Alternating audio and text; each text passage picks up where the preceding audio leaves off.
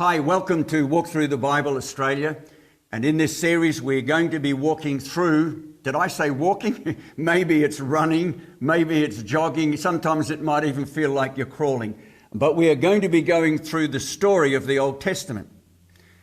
Now, I don't really like using the word old when I refer to the Old Testament, because in our world, old gives you the impression that something is obsolete. But the Old Testament is certainly far from obsolete. In fact, I would be game enough to say you'll never really understand the New Testament without having a good knowledge and an overview of the Old Testament. When you look at the Old Testament, you need to think how it's structured, how it's been put together. Maybe these diagrams that you see on the screen here will help you grasp that. You'll notice how we have one list of books that's classified as the historical books. And within those historical books, you've got two divisions. You've got the law, which is Genesis through to Deuteronomy. And then you've got what we call the other historical books. Then the next section is known as the poetic books, which starts off at Job, Psalms, Proverbs, Ecclesiastes, Song of Solomon. And then you have the prophetic books. And again, you'll notice how they're divided into two sections. You've got the first 5 books, which are called the major prophets. They're major not because they're more important. They're major because they're just bigger. And then you've got the minor prophets, which the speakers seem to be a little bit more succinct in their message, and so they're smaller in content. But that's how the Bible is, the Old Testament, I should say, is put together. It's put together almost in what we would call a topical form. You have the historical books, the poetic books, and the prophetic books. Or another way to remember that is use the letter S. First of all, you have the story, and then you have the songs, and then you have the sermons. Now, when you pick up any book, you'd probably think about reading it from chapter 1 and going all the way through until you finish. And that's pretty normal, the way you read a book. But the Old Testament is different. As I've said, it's outlined in a topical form. And in fact, all of the 39 books that make up the Old Testament, you'll actually find that they fit in somewhere into those historical books. So you need to work out, where does Job fit in, for example, the first of the poetic books? And you'll find he's a contemporary to Abraham. Or then you look at, say, King David. Where did he fit in? Well, he fits into that period called 2 Samuel. And so it's working out where these prophets and these poetic books fit into those first 17 books, which we call the historical books. Now, I hope that helps you see the big picture of how the Old Testament is structured and put together. There's another important thing to understand, and this is not easily and readily known, and certainly it's not the way that most people present the Old Testament. When you pick up a book and you start reading it, you would expect that the author has a plot. Well, maybe that's not the case when you're thinking about a technical book, maybe a medical book or a scientific book. But most books, the book is governed by a plot, and that governs everything that takes place within that book. So we've got to ask ourselves, does the Old Testament, that first part of the Bible, those 39 books, does the Old Testament have a plot? That's a good question, isn't it? And actually it does. And it's Jesus, the Son of God, who gives us that plot. In fact, let's get Luke to explain to us what this means. I want you to read with me Luke's Gospel and chapter 24 and a few verses within it. Listen to this. Now that same day, 2 of them were going to a village called Emmaus, about 7 miles from Jerusalem. They were talking with each other about everything that had happened. As they talked and discussed these things with each other, Jesus himself came up and walked along with them. But they were kept from recognizing him. He asked them, "What are you discussing together as you walk along?" They stood still, their faces downcast. One of them, named Cleopas, asked him, "Are you the only visitor to Jerusalem and do not know the things that have happened there in these days?" "What things?" he asked. "About Jesus of Nazareth," they replied. "He was a prophet, powerful in word and deed before God and all the people. The chief priests and our rulers handed him over to be sentenced to death, and they crucified him. But we had hoped that he was the one who was going to redeem Israel. And what is more, it is the third day since all this took place.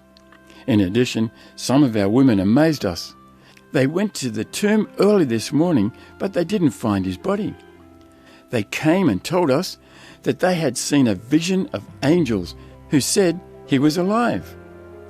Then some of our companions went to the tomb and found it just as the women had said. But him they did not see. He said to them, "How foolish you are, and how slow of heart to believe all that the prophets have spoken. Did not the Christ have to suffer these things and then enter his glory?" And beginning with Moses and all the prophets, he explained to them what was said in all the scriptures concerning himself. As they approached the village to which they were going, Jesus acted as if he was going farther, but they urged him strongly, "Stay with us, for it is nearly evening. The day is almost over." So he went in to stay with them. When he was at the table with them, he took bread, gave thanks, broke it, and began to give it to them. Then their eyes were opened, and they recognized him, and he disappeared from their sight. They asked each other, "Were not our hearts burning within us while he talked with us on the road and opened the scriptures to us?" They got up and returned at once to Jerusalem. There they found the 11, and those with them assembled together, and saying, "It is true, the Lord has risen and has appeared to Simon." Then the two told them what had happened on the way, and how Jesus was recognized by them when he broke the bread. While they were still talking about this, Jesus himself stood among them and said to them, "Peace be with you." They were startled and frightened, thinking they saw a ghost. He said to them, "Why are you troubled? And why do doubts rise in your minds? Look at my hands and my feet. It is I myself. Touch me and see. A ghost does not have flesh and bones, as you see I have." Now you can grasp what we're talking about, because as Luke talks about those two people on that road to Emmaus, and unknowns to them Jesus walking with them, and how he said that he opened to them in all the scriptures the things concerning himself. In other words, he was saying that the Old Testament, because that's what he means by the scriptures, they were the only scriptures that they had, the Old Testament was really all about him. Or you go a little bit later in that chapter in Luke 24, and you find down in verse 44 how Jesus again uses those three divisions, the historical division, the prophetic division, and the poetic division. He calls it the law, the Psalms, and the prophets. And he said, those three books talk and reveal and speak about me. So I believe that when you look at the Old Testament, you need to always look for where are the Jesus stories within this passage or within this book or within the whole thread of the Old Testament. And if you do, you will discover a whole new foundation for your Christian faith. It's there, it's visible, it's easily discovered. God hasn't made it obscure. It's just sometimes we haven't looked at it. Did you notice the words that Jesus said there? He said, "Why are you slow at heart and not able to understand the prophets?" Or in that latter part, when Jesus was in the upper room speaking to his disciples, he actually said to them, that God had closed, or their eyes had been closed to the facts. But now that Jesus has been crucified, buried, and resurrected, he's now able to reveal so much of what was hidden in the Old Testament. The beautiful part is it's not hidden from us because we can see it there. So as we go through this walk through the Old Testament, that's how we're going to approach it. We're going to be looking for the Jesus story as we look at this meta-narrative, the big picture, the story of the Bible. But what we do is we take a picture and we let that become a memory trigger. I believe that anyone can learn and retain the knowledge of the scriptures. Our minds are a phenomenal filing cabinet, I suppose is a way to describe it. And our problem is not that we don't have the information there. The problem is we don't know where we filed it.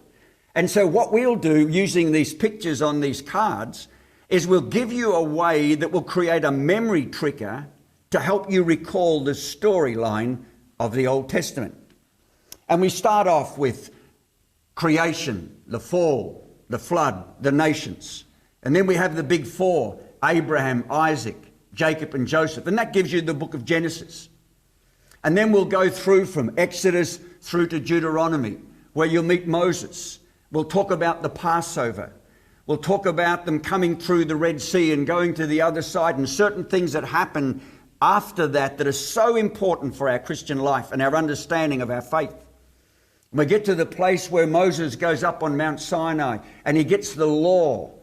And then after that, he builds the tabernacle. And in the tabernacle, you have the priests, and they're involved in offerings and feasts, 5 offerings and 7 feasts. And then you'll get into the book of Numbers. You'll start to discover that they send out 12 spies. And those spies come back and they believe that they're not going to be able to capture that land. And so as a result of that, they spend 40 years wandering in the wilderness until that generation dies and a new generation comes up.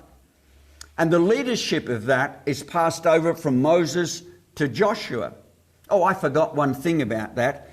At the very start of the book of Numbers, they take up a census. That's why it's called Numbers. They find out how many men would be available for an army should they be attacked by a surrounding nation between the ages of 20 to 50. And they discover there's 600,000 of them. It's interesting when people who study the demographics of societies and communities, they tell us that for you to have 600,000 men in the age bracket of about 20 through to 50, you probably need somewhere between 3 to 5 million residents. So you get an idea of how many people came out of Egypt as they came through that Red Sea and escaped as a result of God bringing them out. When we get to the book of Deuteronomy, you're going to meet Moses again, and this is at the end of his life. And he preaches 3 sermons, and in those 3 sermons he delivers what the older generation had already received, that is the law of God. But he fleshes it out a lot more. And in this book, Deuteronomy, he gives to this new generation the law of God. We call it the second law, but it's not a new law, it's the old law given a second time. Then you get into the book of Joshua and Judges. And of course, Joshua is the young man that has taken over the responsibility given to him by God of the leadership of the nation of Israel. They go into the land, they conquer it, they divide it up into the 12 tribes. You come into Judges, a period of 400 years, and you'll find that during those 400 years, they start off at a fairly reasonable level of morality and godliness. But by the very end of it, you'll discover that everyone was doing what was right in their own eyes, and no one was obeying God or following God. We'll discover 3 of our judges. There are many more than that, but we will just pick 3 as examples. There's Deborah, there's Gideon, and there's Samson. And then at the end of Judges, we come to that beautiful little story of Ruth. That's a marvelous story. It's a little interlude. It doesn't take the meta-narrative forward, but it gives you a great story. And it's a Jesus story if you can only see how it's in there. You come in then to 1 and 2 Samuel, 1 and 2 Kings.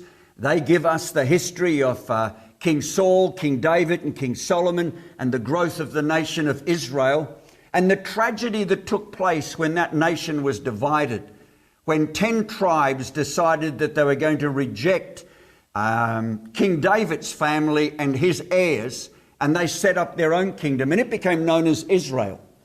And then the southern kingdom, you have Judah, and they remained loyal to the ways of God, and they ebbed and flowed. There were some good kings, there were some poor kings, some godly kings, some very ungodly kings during that time.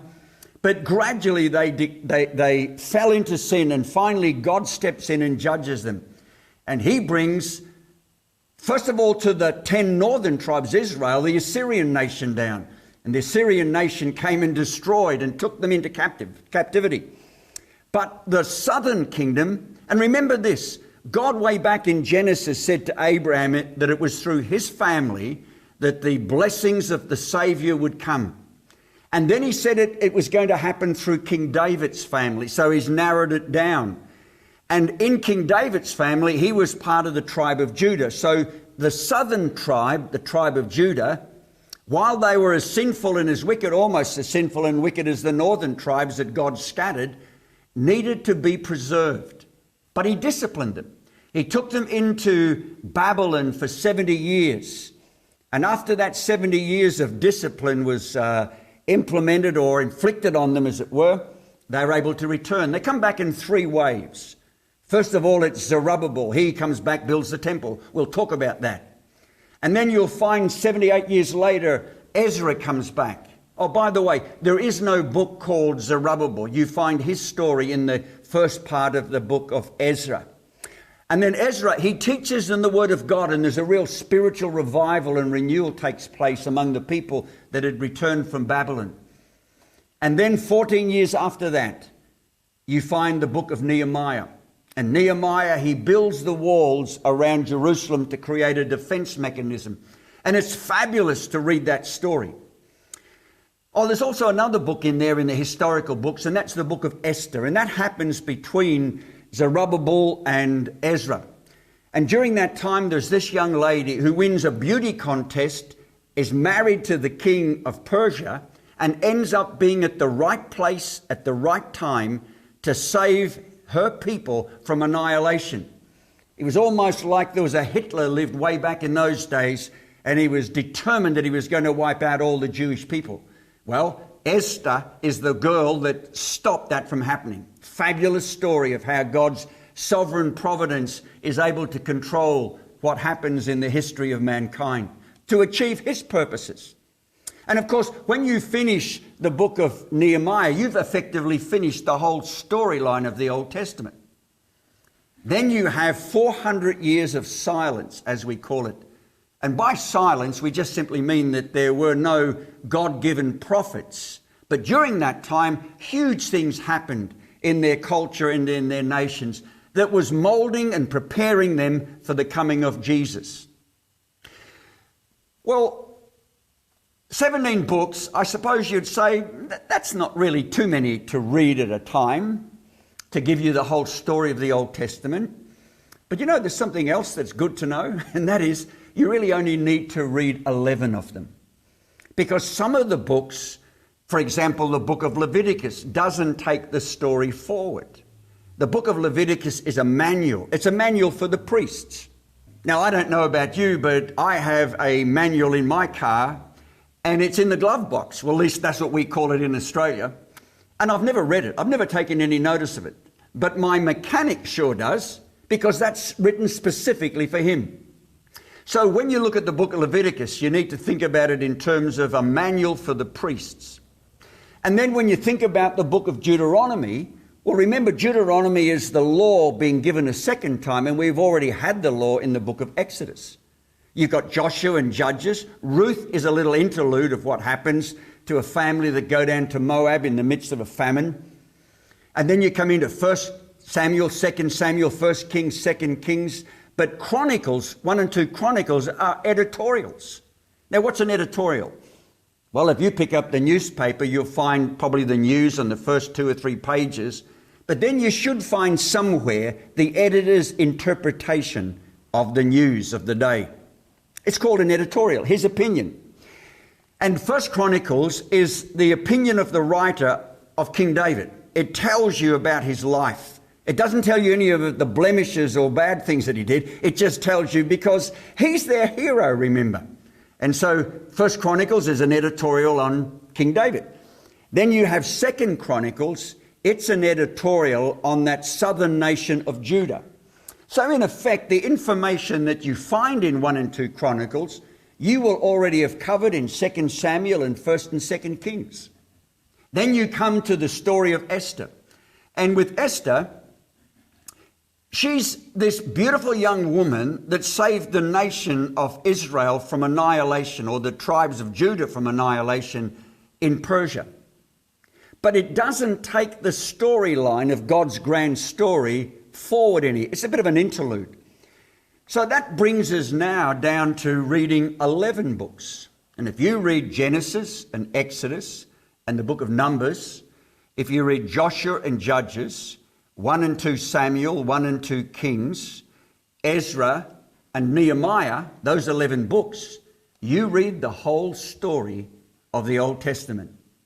So that's our journey that's ahead of us. We're going to walk through our story of the Old Testament. But I want to come back and focus on the most important thing of all again. Never forget that the plot of the Old Testament is all about Jesus. And we need to see Jesus in it. And he's there in illustration or metaphor or type or example many, many times. That's who we're going to discover as we go through our walk through the Old Testament. God bless you, and I'll see you soon. Take care.